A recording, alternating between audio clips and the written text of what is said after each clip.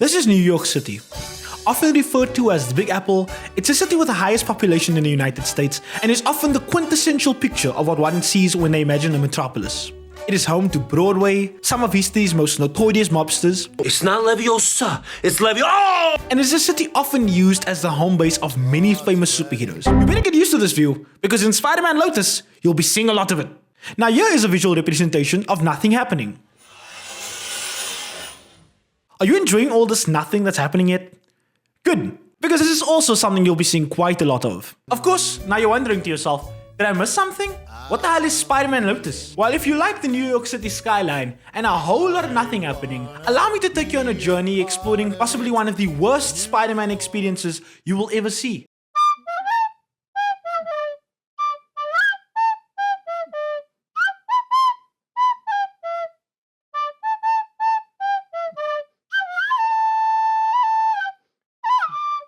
Welcome to the Unpopular Department. I am Obi the Unpopular, and today we're talking about a movie so egregiously boring and self-indulgent, I had to beg the editor of this video to watch it just to have some context. Spider-Man Lotus is a fan-funded, not-for-profit film made by Gavin J. Konop. I don't know how to say this last name without sounding Afrikaans, so I'll just call him Pilkop for now. I'm joking, I'll just call him Gavin, but some do consider his head to be phallically inclined. The film stars Warden Wayne as the iconic friendly neighborhood webhead, and the film takes inspiration from several comics, telling the story of how Spider-Man has to come to terms with the loss of his girlfriend Gwen Stacy at the hands of the Green Goblin, and with the help of a sick young Spider-Man fan, learning what it is to be Spider-Man again. If that sounds interesting to you, good. That synopsis will probably provide your imagination with a much better plot than what we provided within this film. Now, there's a lot that I can say that's wrong with this film. In fact, I made an extensive list. Like how bad the CGI is, and how much the film fades to black because the director doesn't know how to move from one mood to another without treating his movie like we're watching episodes of Spiderdale. In case you haven't noticed, I'm weird. I'm a weirdo. But in an effort to save time, and not just spend the entire video endlessly bitching about every single thing that's wrong about this movie, we're going to focus on one major aspect that ultimately brings this film down. Okay, I'm just exaggerating. We'll actually focus on three major aspects.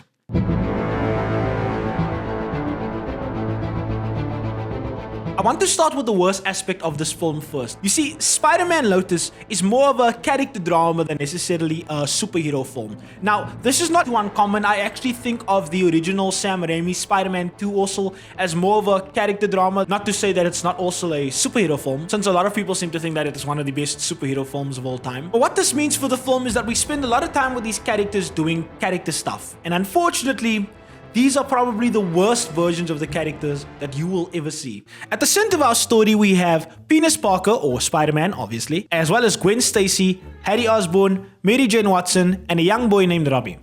Penis is dating Gwen. Harry and Mary Jane just seem to be there, although often it comes off as if the two are dating. And Robbie, well, he's just off somewhere doing things that kids do. Thank you for the blessing! No. The movie makes no effort to get us to like these characters. In fact, it seems like the director almost intentionally wants us to dislike them. This is a major issue since it feels like the emotional weight we're meant to feel from this more deep, more character-driven story is sapped from us from the very beginning. I'm going to cast aside Harry and Mary Jane since their characters stay consistent throughout the film. Instead, we're going to turn to the characters that are meant to make us feel the things that this film wants us to feel. Penis Parker and Gwen Stacy themselves. The movie puts us right into the action with a really badly rendered car driving through the city and the shot of our superhero, Spider-Man, or as this movie portrays him, Spider-Douche. Look, everyone and their third stepmom knows that Spider-Man is an awfully quippy character. Sometimes this works well and other times it's just strange.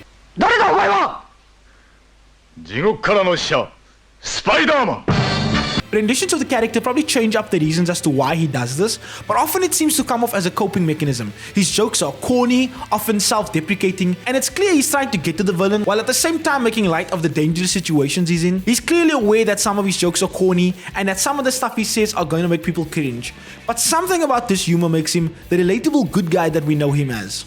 This Spider-Man, on the other hand, clearly goes into this fight thinking that he's absolutely hilarious. And nothing about his demeanor or delivery makes these jokes come off as the corny, sometimes cringy, sometimes incredibly funny manner in which other Spider-Man editions put it off.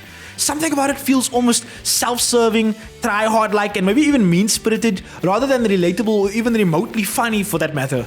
This is an awfully subjective notion to push, but I think it's a good way of showing one major issue with one half of the protagonist that we're meant to root for. This self-serving, aggressive, and try-hard nature is represented in much of what the character does throughout the film, from how he approaches villains to the manner in which he speaks to ordinary people. It's a portrayal of Spider-Man that ultimately seems to misunderstand the character, and while we'll touch on that idea a little bit more later, the issues don't end with the masked portion of this character.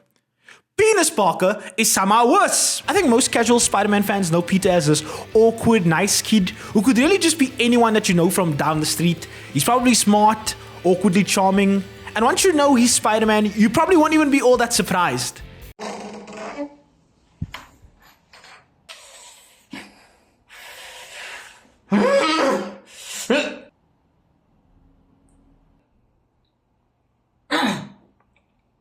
I'm here to meet my date. There's a pizza in the fridge, but can you keep the bathroom clean in case we come back here? I don't know, man. That sounds like a lot of pressure. What do you mean? What if I gotta drop mad heat? Then clean it up. It's not that hard to do. You can't just clean 5 bars like that, dude. What if I need to go while they're here? I don't care when you go. Just please make sure you keep it clean. Hey, you guys got a minute? Just a second. So I got your word, you'll keep it clean? This pressure's making me feel like I gotta drop one already. What's the problem? I'm trying to make sure that the slob keeps the bathroom clean in case I come back here with my date. Oh nah, he drops mad heat. It's almost impossible to keep that shit clean. Exactly! Then you clean the bathroom. I don't think he has it in him. Guys, I really need to talk to you about something. If he can't clean the toilets, then you clean the toilets. I have smelled your stench. I am not subjecting anyone to that fucking smell. Unless they're into. Don't you even bother finishing that sentence. Guys, I'm just saying, what if you're inviting a weirdo into our house? You're the only weirdo here. Oh god, what if they try to eat it? You are physically grossing me out. What, you've never tasted it before? It's not that gross. I'm Spider-Man. Mine. I'm a Spider-Man.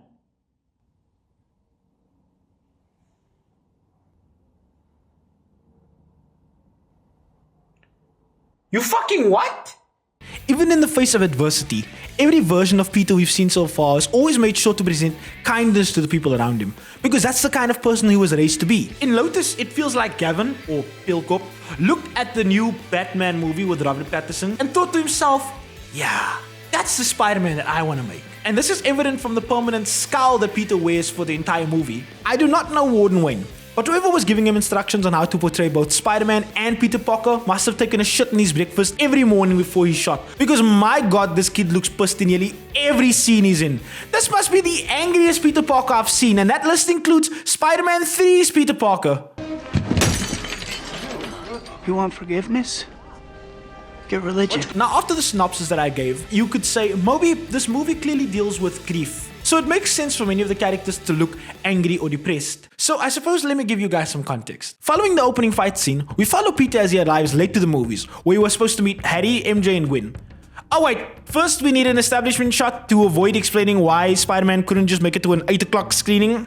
I'm going to ignore the fact that Gwen looks more like a cosplayer than an actual character, despite the actress actually being blonde, but just know that I've made it clear that for some reason, she looks like a cosplayer more than an actual character. You understand that? Good, so we're gonna ignore it. So you see how Gwen already looks pissed? Keep that in your head. Oh, wait, you don't need to. That's literally how she looks and acts for almost the entire time we see her alive.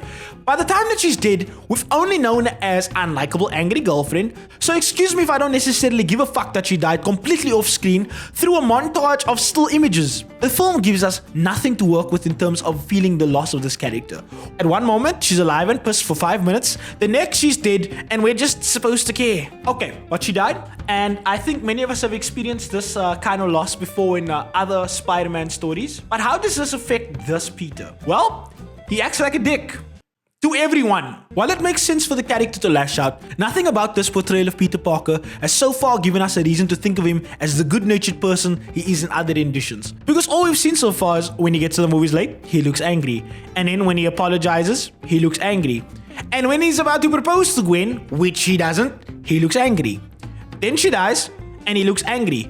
Only now I guess he acts angry as well. Even when the film throws us with one last Hail Mary by showing us a montage of the history between the friend group, for nearly every scene in the montage, my man still looks angry. So at the end of the day, where's that angry demeanor coming from? Why is Peter Parker so angry? Gwen is quite happy in this freaking montage. Bro, who took your lollipop? Who did this to you? Did a Dementor suck the soul out of your ass? Why can't you just smile? I know I'm harping on this, but all of these issues compound to take away any empathy that we could potentially provide to the film. In the end, the film seems to rely more on our history with Spider-Man and the way the character makes us feel as viewers, which surprisingly enough to me is a good call, since for the most part there are only two groups of people that will potentially watch this film. One of those groups is diehard Spider-Man fans that either helped fund the movie or were waiting for it to come out. The others were people like me, whose reasons for watching the film will be discussed a little later in the video.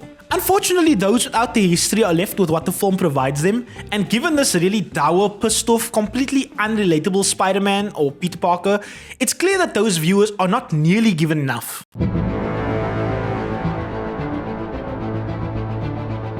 I'm referring to this section as the film in the fan film because that way I can cover a lot of the technical issues that plague the film, but also the writing as well. I saw someone refer to this movie as all the worst things that you could possibly do as a first-time film director. And seeing as it was a post on Twitter or X or whatever the fuck you want to call it, I imagine that it was a little bit exaggerated, but after having seen the film myself, I actually think they were right on the money. The movie uses establishment shot after establishment shot, but the exteriors they show have nothing to do with what's actually happening on screen once the shot transitions. This is probably a result of both poor writing and the unconventional style of storytelling, which, if done well, could have actually resulted in a brilliantly told Spider-Man story. But as it is now, the story just comes off as disorganized and completely jumbled up. We move from one dramatic scene to the next without any kind of plot thread to justify everything that happens. We're fading to black because we want to move from a happy scene, yes, believe it or not, there's actually supposed to be some happy scenes in the Spider-Man movie, to sad scene, but the director doesn't know how to transition between these scenes naturally, and that's simply because of the jumbled nature of the story we're being presented. Then we have severe pacing issues. I don't know how a film can both move so fast and so slow at the same time. We jump from dramatic scene to dramatic scene, montage to montage, and yet at the same time we get these long unending scenes of dialogue that just start to lose your interest. Some of these conversations go on for 5 minutes, and it's like these characters just can't get to the fucking point. This pacing issue is really noticed when you get to scenes like the one with Harry, in which we actually watch him do nothing but walk around the city for almost 3 minutes. We don't learn anything, he doesn't do anything, he just walks around and looks at stuff while the music swells. Although sometimes I guess he walks in slow motion, so at least it's emotional, right? And then we still have severe sound problems too. For instance, Spider-Man has this really muffled sound like he's being choked by a wet cloth. Alright, fellas, not all at once. I can only sign so many autographs. Oh, brother, this guy stinks! Which I guess is fine since they're probably trying to introduce some realism. However, these muffles are inconsistent. Sometimes Spider-Man is muffled as hell, sometimes not. Sometimes the villains are muffled and then sometimes not. Sometimes it seems like the dialogue is just completely missing altogether because you have the characters moving their faces as if they're speaking, but there's no fucking sound coming out. Did you come up with that yourself? What? And then other times, the music is just too loud to even hear what anyone is saying. The music is a point of contention I won't go too much into in this video because the music is probably the best part of the film. The composer inserts musical references to other interesting Marvel IP and very nicely weaves in more familiar Spider-Man themes while also providing this new film with a theme of its own. It's just an issue that the music seems to play for 90% of the film. If there was a single note made for this movie, they used it. I genuinely cannot recall a single moment from this film when some kind of music wasn't playing, trying to push us to feel things that the writing simply failed to make us feel. All these points together present a very self-indulgent film with a disorganized story and a whole lot of the New York City skyline mixed in between all the nothing that's happening. Then there's also some really bad logical inconsistencies in this film. One of the biggest is when Spider-Man visits the sick child, Robbie, and we see that there's quite a lot of Spider-Man memorabilia, including games, cartoons, and action figures. But how does this man, who's apparently only been Spider-Man for 5 years, have retro cartoons and retro games made about him? I mean, this is a cool use of budget since all the necessary products are there to make Spider-Man seem like a celebrated hero. But nothing in the story presents him as a city-wide loved hero. In fact, Despite being Spider-Man for 5 years, this Spider-Man comes across as someone quite new to the position. When I got to the scene, something about it really just put me off. And I think it was my brain just not buying the logic that this poor writing is trying to sell me. And while this scene is to me a big issue, I'm really presented as indicative of the greater whole. There are many logical holes that just don't seem to get filled. For instance, in a video prior to the release of the film, the director tells us that Spider-Man is meant to be in college. Why do we not learn that in the film? I spent the entire movie thinking that the group looked like they're both still in high school and like they're finishing university at the same time. How does Peter work as a photographer and can still afford to pay for such a massive apartment at the same time? And I really gotta ask, who is under the mask in these Spider-Man cartoons that exist in this universe? This is not to say that it's all bad. There's actually quite a lot of potential in this film, and it would be completely unfair of me to criticize the writing of a first-time filmmaker. What they've managed to accomplish with this film is still impressive, regardless of the overall quality at the end. There are some really cool things done with the camera. The web swinging scenes look really well done, and I like that some of the action shots emulated the comic book imagery. Truth be told, if given a little guidance, this story could very well have turned out to be quite an amazing one. However, it seems a little too much self-indulgence slipped its way in, with a story that seems to focus on how deep it is due to the emotional turmoil its characters are experiencing, while ignoring the fact that we're supposed to be brought into that emotional experience as well. I think it's pretty clear from what I've been saying that Spider-Man Lotus is a pretty bad film. And while I'm trying not to be too hard on it, some people could probably now point out that maybe it's a fan film, crowdfunded, they probably didn't have a lot of money to make this film, so why even make a video about it? Well, this brings me to the last major aspect that ultimately brings down this film.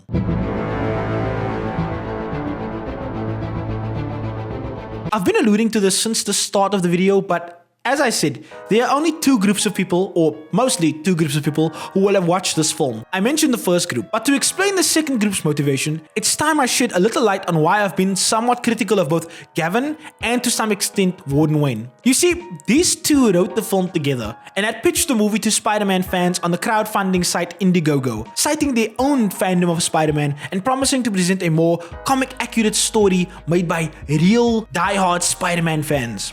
They quickly reached over $100,000 in crowdfunding, and people were quite excited to see the vision that they were proposing. Finally, a Spider-Man film made by people who love these characters and understand them quite deeply. And I won't deny that these guys were definitely fans. They explore parts of these characters that I'm sure many movie fans weren't even aware of. Hell, I didn't know that Harry Osborn had a substance abuse issue in the comics. But just as production in the movie was making headway, both our lead actor and director came into some controversy.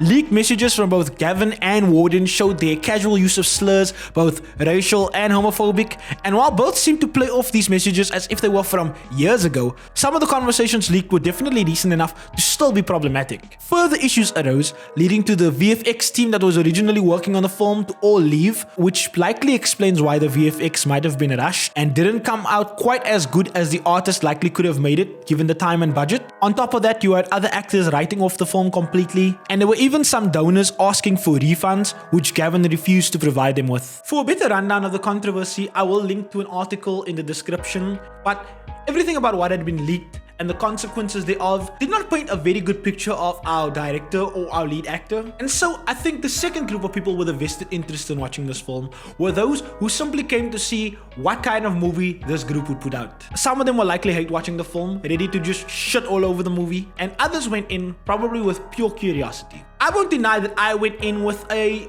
already negative disposition towards the group who put out the film, but I was willing to give it a chance. Not because I believe in separating art from artist, but because I believed it when these creators claimed that they were real fans of Spider-Man. That supposed love of Spider-Man just does not come through, and rather what we see seems to be a deep misunderstanding of the character, both in his heroic alter ego and the man underneath the mask. This is clearly meant to be a love letter to both the original Spider-Man trilogy as well as the Amazing Spider-Man movies, given that it is essentially telling a story that would have likely followed the Amazing Spider-Man 2 and how it retreads many of the plot points and ideas from the original Spider-Man trilogy, including having a Green Goblin that just badly imitates Willem Dafoe. While it likely would have complemented those movies very well, the film simply misunderstands the character too much to present a story that runs congruent to those Spider-Man movies we've seen before. The movie goes on to retread already told stories about Spider-Man, reframing them in ways that ultimately take away the lessons Peter was meant to learn from them, and thus takes away a fundamental part of the character that pushed Spider-Man to become the Spider-Man we know him as. Despite leading to what I think is a very interesting lesson for this alternate Spider-Man to learn, it takes away from the originality of these creators and puts them in contest with significantly better told Spider-Man stories. I guess what I'm saying is that the fan part of this film feels contradictory, and at the end of the day, it feels like these creators were making a movie more for themselves than for the love they had for the character. I could easily push the controversy aside because, granted, I was one of those people that was ready to write these guys off as assholes, but I mean, what do I know? Many of the leaked stuff that we saw from these guys were fake. A lot of them weren't, and I mean, some of the stuff that these dudes were saying was some messed up shit. But then again, all of that could have been from years ago, and for all we know, these creators are now completely different people altogether. However, I am not a fan of the idea that we should separate art from artists. Art, often very clearly and sometimes very subtly, is a reflection of the artist, and their character will likely influence the meaning they apply to the art. Art and artists cannot so easily be separated simply because we want to keep dancing to R. Kelly. The man made great music, but you gotta wonder who he was talking about bumping and grinding with when he put that out in a song. This is why I tried not to spoil the movie, because I think everyone can go see it for themselves and come to their own conclusion. It is on YouTube, so it's proper free. Granted, you'd be giving these guys 2 hours of your time. I gave them 4! This movie is clearly reflecting someone's imprint. I can't say for sure who, but I know that person was meant to provide their funders with a great Spider-Man story. And I just don't think that this is what many of them were waiting for. Let's hope that one day someone will give these die-hard Spider-Man fans who seem to be waiting for a new kind of Spider-Man story what they want. Or not. I mean, I like Tom Holland's Spider-Man, so what do I know? I hope you guys enjoyed watching me talk about this fan film. It's interesting talking about a movie that was put on YouTube because it feels like that's normally wrong when you see a movie on YouTube. If you guys did enjoy it, please leave a like. Consider subscribing if you're not subscribed already. Also, leave a comment if you go and you watch Spider-Man Lotus. Again, it's on YouTube. It's there. It's free. Let me know what you think about it. And let me know what maybe bothers you or if you maybe disagree with what I had to say. For now, I'm Obi. I'm going to wait until that new Spider-Man 2 comes out and eventually, hopefully, I can play it at some point. But until then, have a very good fuck off.